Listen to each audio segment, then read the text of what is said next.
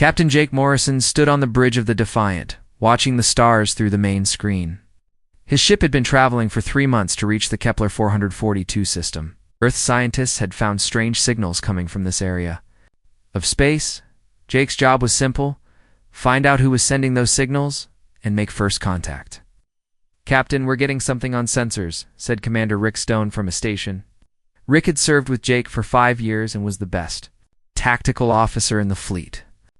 "What kind of something?"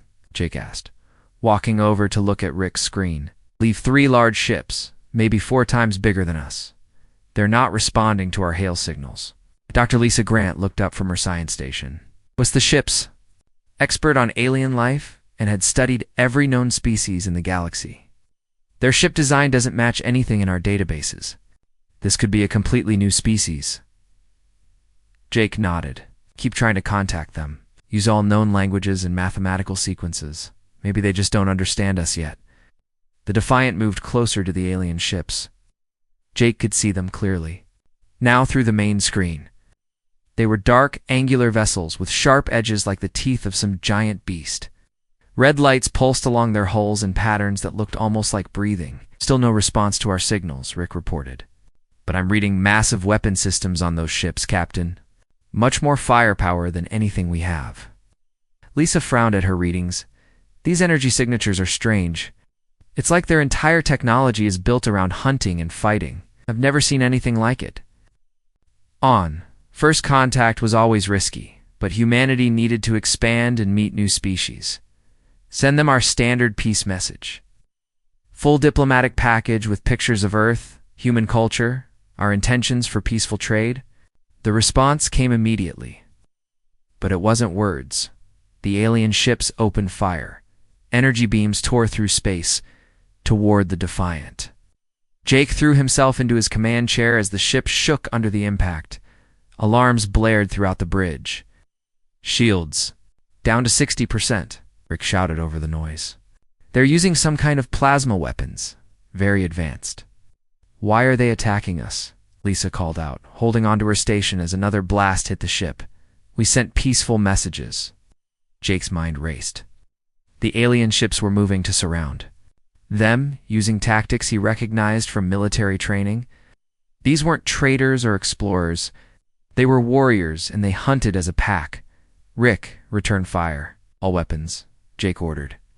"Our weapons barely scratched their shields," Rick replied, firing the ship's laser cannons. "These things are built like flying fortresses." The Defiant twisted and turned, trying to avoid the alien weapons. But the enemy ships were faster and more numerous. Jake watched his crew work with desperate efficiency. They were good people, the best humanity had to offer, and they were going to die because he had led them into a trap. "Hull breach on Deck 7, reported Tony Parker from Engineering. "I'm sealing it off, but we can't take much more of this." Jake looked at the tactical display. 3 alien ships versus 1 human vessel. His weapons couldn't penetrate their defenses, and his shields were failing. In 10 minutes, maybe less, the Defiant would be debris floating in space. Then Jake saw something that changed everything. The largest alien ship had moved closer, probably to finish them off with a killing blow. But it had also exposed its rear section, where the engines created a small gap in its shield coverage. "Rick, I need you to plot a ramming course for that big ship," Jake said quietly. "Sir?" Rick stared at him in shock. "You heard me? Full power to engines, straight at their flagship." "Captain, that's suicide," Lisa protested. "Even if we damage them, we'll be destroyed in the collision." Jake stood up, his hands steady on his chair. "Maybe, but right now we're dead anyway. At least this way, we take some of them with us. And maybe, just maybe, we surprise them enough to survive." Rick's fingers moved over his controls. "Course plotted, sir. Engines ready for full burn." "Do it." The Defiant surged forward, directly at the largest alien vessel. Jake could see the enemy ship growing larger on the screen, its weapons still firing at them. But the aliens seemed confused by the human ship's sudden charge toward certain death. "Brace for impact," Jake shouted. The Defiant struck the alien flagship like a spear, punching through its rear shields and tearing into the hull. Metal screamed against metal as both ships spun through space, locked together by the collision. Emergency lights flashed on both vessels as systems failed and atmosphere leaked into the void. Jake pulled himself up from the floor where the impact had thrown him. Half his bridge crew was unconscious, but they were alive. Through the cracked main screen, he could see they had torn a huge hole in the alien ship's hull. "Damage report," he called out. Tony's voice came through the comm system, shaky but determined. "We're hurt bad, Captain. Engines offline, weapons gone, life support running on backup power. But we're still in one piece." "The aliens?" Rick checked, his sensors with one hand while holding a bleeding cut on his forehead with the other. "Their big ship is crippled too. The other two are backing off, but they're not shooting anymore." Lisa looked at her readings in amazement. "They're scanning us. Not targeting scans, they're studying us. Like they're trying to figure out what kind of species would do what we just did." A new sound filled the bridge, alien voices speaking through their communication system. The words were harsh and guttural, nothing like any known language. But then one voice spoke in broken human English, the words slow and careful. "You, ... fight like hunters. You charge death with no fear. This is ... interesting." Jake stepped forward, blood running down his face from a cut above his eye. "This is Captain Jake Morrison of the human vessel Defiant. We came in peace, but we'll fight if we have to." "Peace," the alien voice repeated, as if tasting the word. "Weak species speak of peace. But you hunt like us. You face stronger enemy and choose to attack instead of run. This is not weak behavior. Who are you?" Jake asked. "I am Zexthara of the Shadowfang Coalition. We are apex predators. We hunt across the stars, taking what we need from lesser species. But you, ... the alien paused. "You may be predators too." The alien ship's docking bay was huge and dark, lit only by red lights that cast strange shadows on the walls. Jake walked beside Zexthera through corridors that seemed designed to intimidate. The alien leader was tall and thin, with forearms and skin that looked like black leather. His eyes glowed yellow in the dim light. "Your species interests me, human," Zexthera said as they walked. "Most prey animals run when they see us. Some fight briefly before they die. But you chose to ram my ship. This shows predator thinking." "Doctor." Lisa Grant walked behind them, taking notes on everything she saw. Commander Rick Stone stayed close to Jake, his hand near his weapon, even though he knew it would be useless here. The alien ship was filled with other species, some clearly prisoners, others apparently serving the predators willingly. "We're not prey animals," Jake said firmly. "Humans have always been hunters." Zexthera made a sound that might have been laughter. "We shall see. The galaxy has many species that think they are strong. Most are wrong. But you showed courage in battle, so we will give you a chance to prove your worth." They entered a massive chamber with a transparent dome ceiling showing the stars outside. Other aliens stood around the edges, all of them predator species, Jake realized. They had the same feel as Zexthara, dangerous and alert, like wild animals. Barely contained, at the center of the room stood another alien, much older looking than the others. This one had gray skin covered in scars, and eyes that seemed to hold the wisdom of centuries. "This is Kremoth," Zexthera explained. "He speaks for the ancient predator laws. He will judge if your species deserves to hunt among us." Kremoth studied Jake with those ancient eyes. He spoke, his voice was deep and slow. "Human captain, you claim your species are hunters, but claiming and proving are different things. You willing to face the trial of the void? Kind of." "Trial?" Jake asked. "In the Crimson Nebula, 2 days' flight from here, lives a creature we call the Void Leviathan. Feeds on starships and grows to the size of small moons. All predator species must hunt and kill such a beast to prove their worth. Many who try are consumed." Lisa stepped forward. "Captain, we don't know anything about this creature. Our ship is damaged, our weapons are limited. This could be a death sentence." Rick nodded his agreement. "It sounds like they're asking us to commit suicide with extra steps." But Jake looked around at the assembled predators and understood something important. These beings respected only strength and courage. Refusing the trial would mark humanity as weak forever. Accepting it, even if they died, would at least give his species a chance. I accept the trial, Jake said. Creamuth's scarred face showed what might have been approval. You will take your ship and hunt the Leviathan. You will follow to observe. If you succeed, humanity will be recognized as a predator species. If you fail, he didn't finish the sentence. 2 days later, the Defiant approached the Crimson Nebula. Tony Parker had worked miracles with the damaged ship, getting most systems back online. The engines were running at 70%, weapons at 50%, and the hull was sealed with emergency patches. Sensors are having trouble in this nebula, Rick reported from his station. Too much interference from the gas clouds. There, Lisa pointed at her screen. Movement in the dense region. Something big. The void Leviathan emerged from the red mists like a nightmare made real. It was easily 10 times the size of the Defiant, with a body that seemed to be made of living crystal and metal. Energy crackled along its surface, and Jake could see the remains of other ships embedded in its hide like trophies. Holy hell, Tony whispered over the comm. That thing's been eating starships for who knows how long. The creature turned toward them, sensing the presence of fresh prey. Its mouth opened to reveal rows of energy projectors that began charging with deadly light. All power to engines, Jake ordered. We're going to use pack tactics. Pack tactics? Rick asked, confused. Captain, there's only one of us. No, there isn't. Jake smiled grimly. Lisa, start broadcasting our tactical frequency to the alien. Ships watching us. Rick, I want you to coordinate with their weapons officers. Sir, they're not part of our hunt, Rick protested. They are now. Tony, prepare to overload our main reactor on my signal.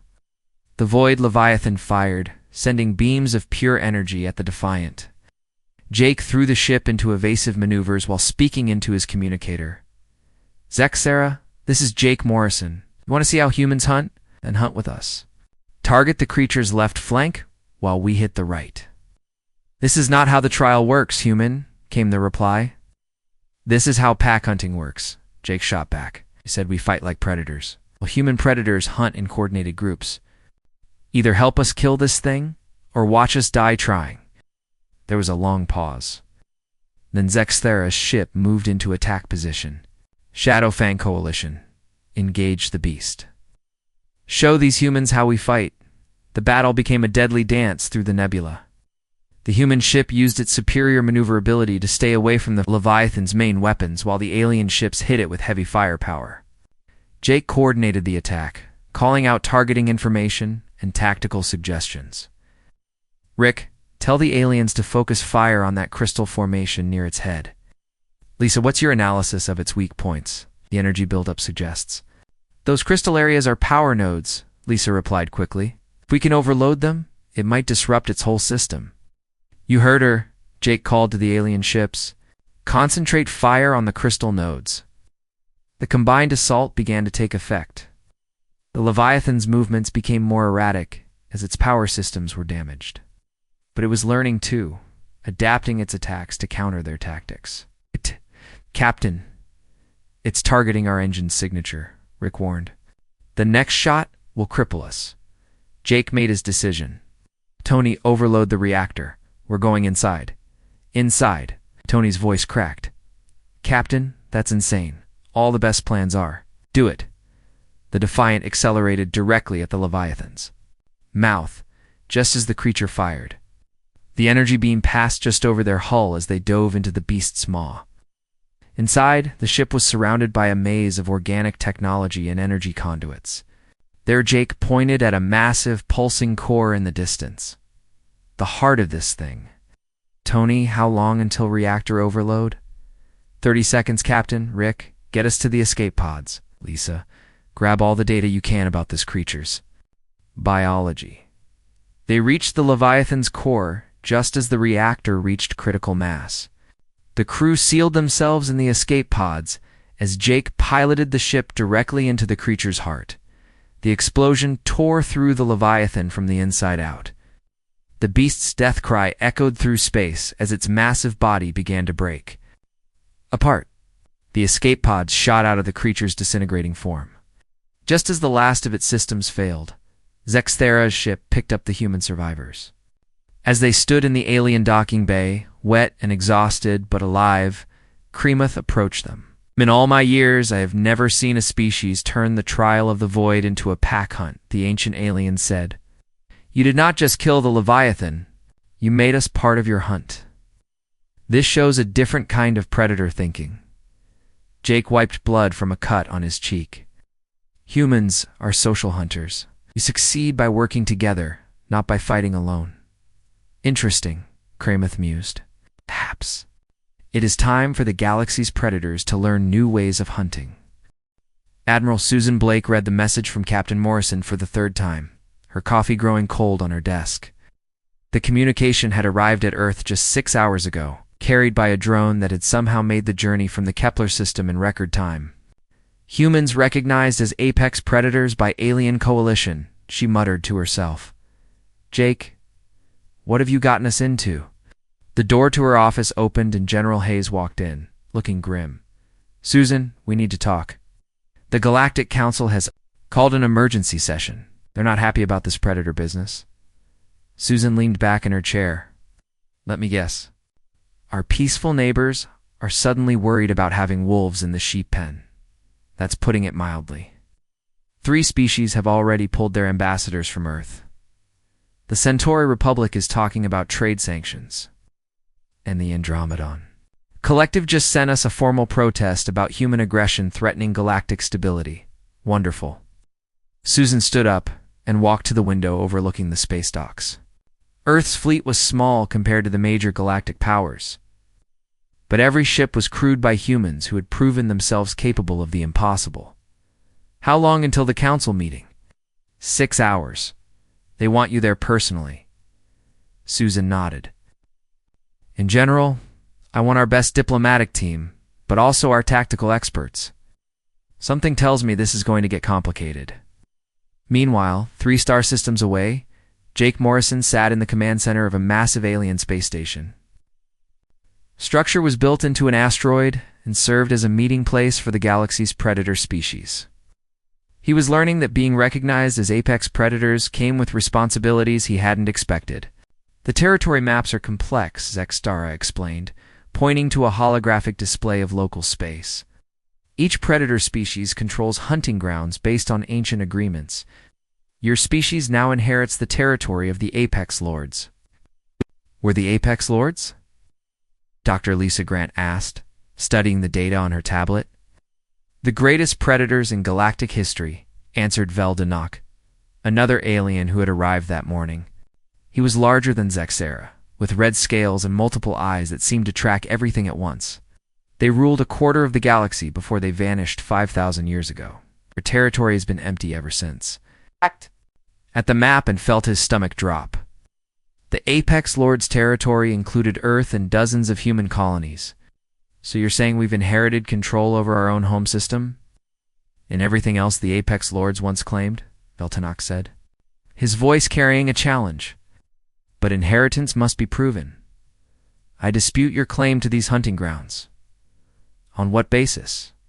Jake asked, though he suspected he knew the answer. Humans are new to the galaxy, weak. You killed one void Leviathan with help from other species.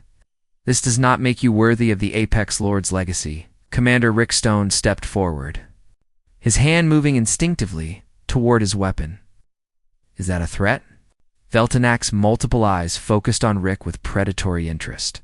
It is a challenge. Predator law allows any species to claim territory by defeating the current holders. I claim the right to test human strength. And how exactly do you propose?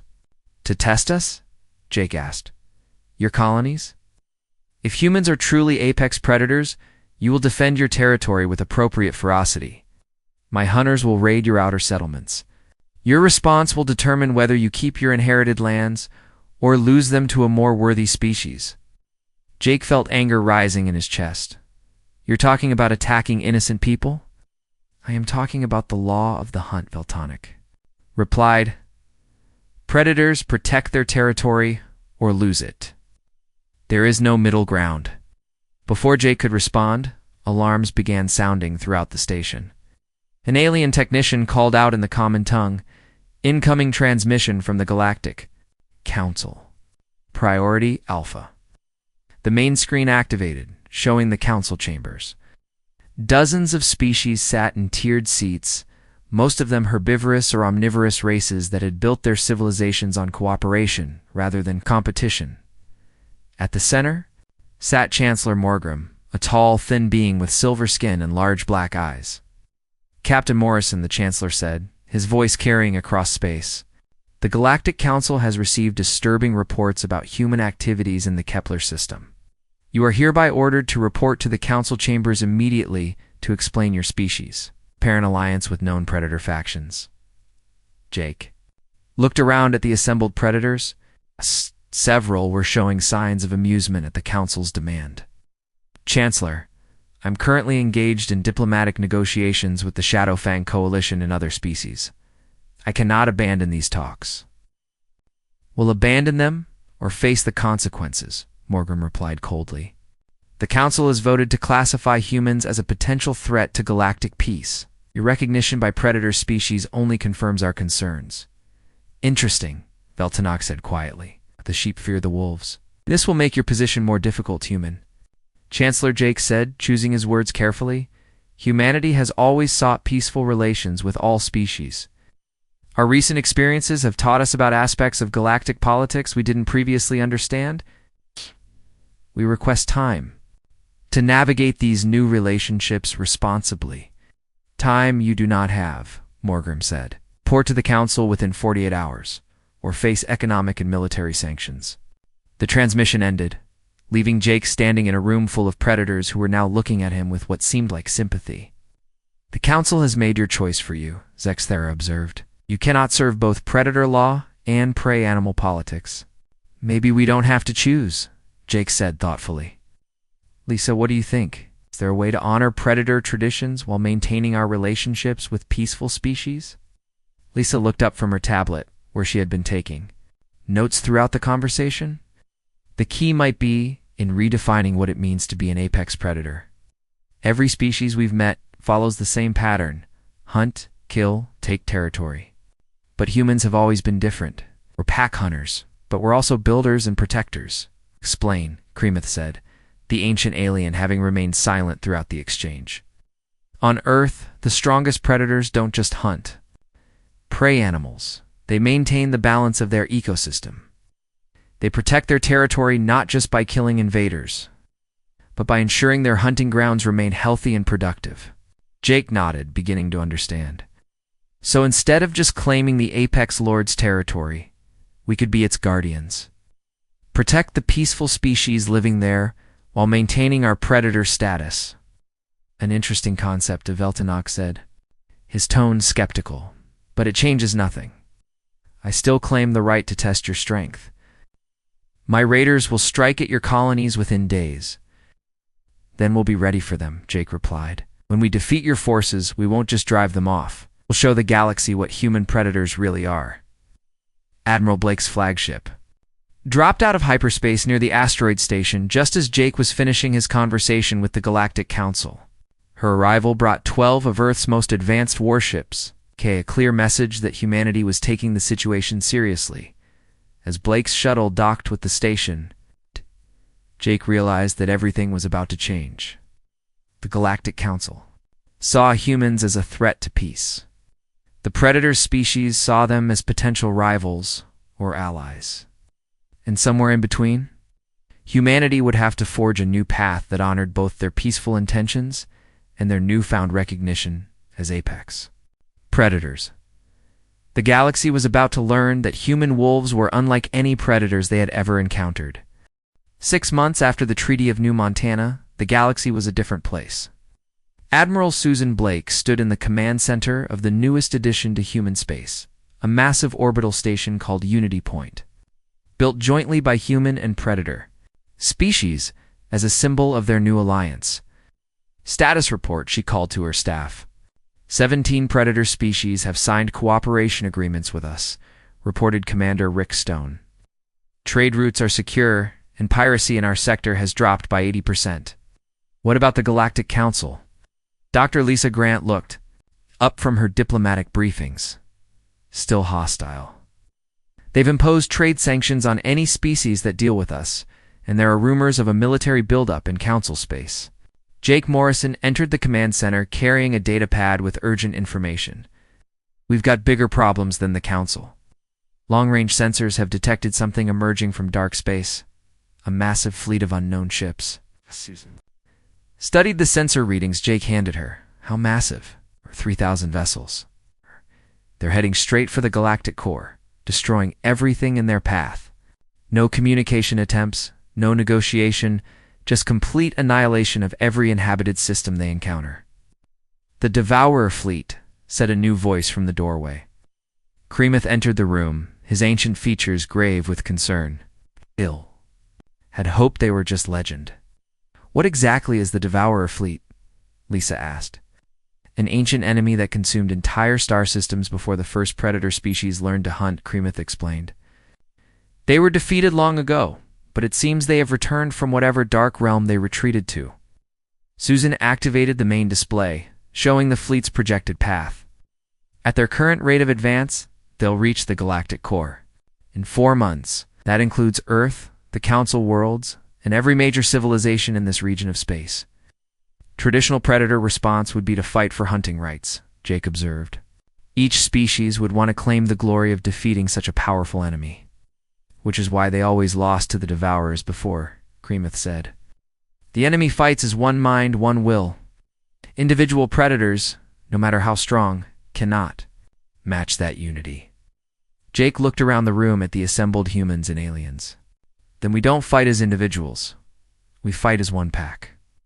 The next weeks were a frantic period of preparation.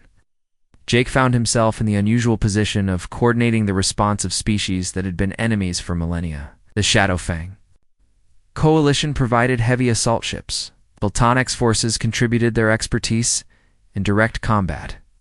Even species that had initially opposed the human-predator alliance began to reconsider as the Devo. Admiral Susan Blake stood in the asteroid station's main briefing room, studying the holographic display of local space. Red markers showed Voltanic's fleet positions, while blue markers represented human colonies and shipping routes. The tactical situation was clear. They were outnumbered 3-1. Voltanic has 47 warships, Commander Rick Stone reported, pointing to the display. Heavy cruisers with advanced weapon systems. Our intelligence suggests he's been planning this challenge for months, and our forces? Susan asked. 12 ships in my task force, plus Captain Morrison's damaged vessel and 3 allied predator ships that Zexthera has offered, Rick replied. Not exactly favorable odds. Jake Morrison looked up from the tactical charts he'd been studying. Numbers don't tell the whole story. Voltanic is thinking like a traditional predator, overwhelming force, direct confrontation. But we can use tactics he won't expect. Dr. Lisa Grant activated another section of the display. I've been analyzing predator combat patterns from the station's database. They rely heavily on individual ship actions, even in fleet engagements. They compete with each other, even while fighting together. So we use coordination as our advantage, Susan nodded. What about the colonies? Do we protect our people while engaging his fleet? Tony Parker stepped forward from his position at the engineering station. I've been working on some modifications to our defense platforms. If we can get the colonists to cooperate, we might be able to turn the settlements themselves into traps. Explain, Susan said. Most of our outer colonies have mining operations, right? Heavy industrial equipment, controlled explosions, asteroid processing facilities. With some creative engineering, we can make those look like normal colony operations while actually preparing surprises for raiders. Jake smiled grimly. Voltanic expects us to either flee or meet his ships in open battle. He won't be ready for the colonies to fight back. The first attack came 3 days later at New Helena, a mining colony in the outer rim of human space. Voltanic's raiders dropped out of hyperspace, expecting to find frightened civilians and maybe a few security ships. Instead, they found what looked like a normal mining operation in progress. Captain Jenny Walsh, commanding the colony's defenses, watched from the underground command center as the alien ships approached. All teams, remember the plan. Let them get close before we spring the trap. The raiders' ships swept down toward the colony's main settlement, weapons charging for what they expected to be an easy victory. But as they closed to attack range, the mining operations revealed their true nature. Industrial lasers designed for cutting asteroids swiveled to target the alien ships. Explosive charges meant for mining work detonated and carefully calculated. Patterns creating debris fields that damaged the raiders' hulls. And from hidden positions around the colony, human fighters launched coordinated attacks on the confused enemy ships. "This is impossible," one of the raider captains transmitted. "In the common tongue? Colonies do not fight like this." "Human colonies do," Jenny replied, coordinating her defense forces with practiced efficiency. "Welcome to our territory." The battle for New Helena became a masterclass in defensive tactics. The colonists had turned their entire settlement into a weapon using industrial equipment, orbital platforms, coordinated fighter wings to devastate the attacking force. Of the 12 raider ships that attacked the colony, only 3 escaped. Similar scenes played out across human space, as Veltanic's forces encountered one unexpected defense after another. At New Beijing, the colonists used their orbital shipyard, facilities to launch automated cargo vessels loaded with explosives. At Port Liberty, underwater mining platforms rose from the ocean depths to engage raiders who thought they were attacking a peaceful farming world. But the most significant engagement happened at the colony of New Montana, where Jake Morrison led a combined human and alien fleet against Veltanic's main force. Remember, Jake transmitted to his mixed fleet of human and Shadowfang ships, "We coordinate every move. No individual heroics, no competing for glory. We fight as one unit." Zextera. Response came through the CUM system, tinged with what sounded like anticipation. "This pack fighting of yours is interesting, human. Let us see if it works against a true Predator fleet." The 2 fleets met in the space between New Montana and its largest moon. Veltanoc's ships attacked in the traditional Predator style, each vessel seeking to prove its individual prowess against the enemy. But Jake's combined force moved like a single organism. Human ships provided tactical coordination and electronic warfare support, while the Shadowfang vessels delivered heavy firepower. When Veltanic ships tried to isolate and destroy individual vessels, they found themselves facing concentrated fire from multiple directions.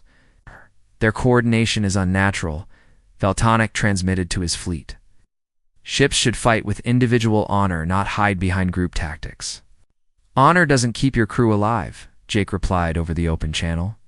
"And dead heroes don't protect their territory."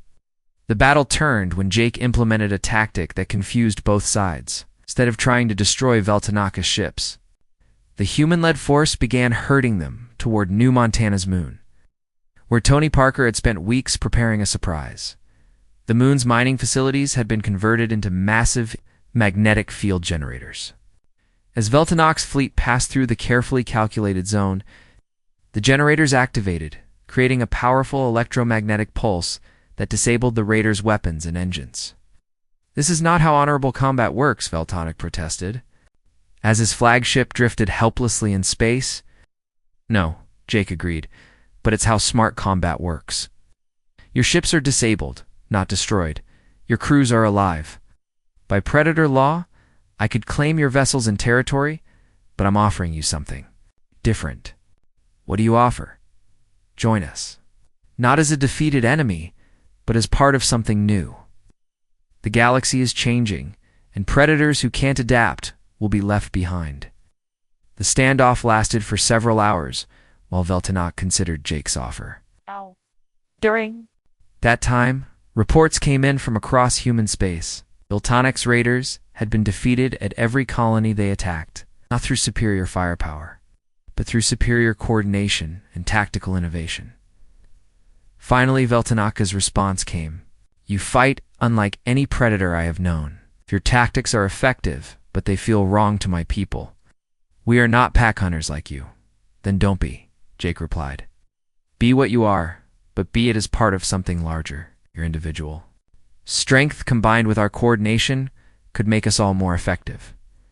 "And what of the Galactic Council?" "They will not accept predators working together." Jake looked at Admiral Blake, who nodded her agreement. Let us worry about the Council. Our job is to prove that predators can be guardians as well as hunters. The formal end of the challenge came when Voltonic agreed to what Jake called the Treaty of New Montana. Instead of traditional predator law, where the winner took everything, the agreement established the first alliance between predator species based on mutual benefit rather than dominance. The galaxy will not understand this, Zexthera warned.